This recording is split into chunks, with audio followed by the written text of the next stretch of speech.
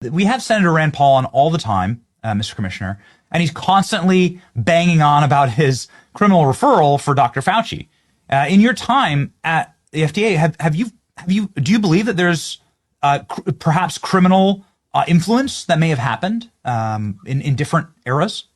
Well, Dr. Fauci, since he was at the NIH, we don't directly have any records of his activities, but we did see a cover-up to silence data on myocarditis, a COVID vaccine complication highest in young kids. So young kids were the lowest risk for COVID, getting in trouble with COVID infection, and they were the highest risk for myocarditis. So by sort of suppressing that information, it sort of created a misrepresentation of the risk-benefit ratio.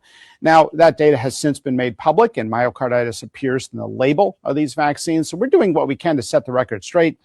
But look, when we came to office, we walked into a mess. We had been funding a lab in Wuhan, China, that likely brewed up the virus that killed 25 million people.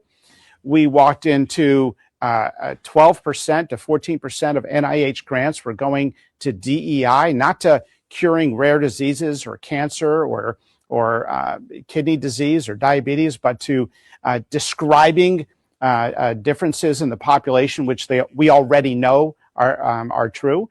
So we walked into a mess. And so what we wanted to see was money go towards important things that have to do with the well-being of kids.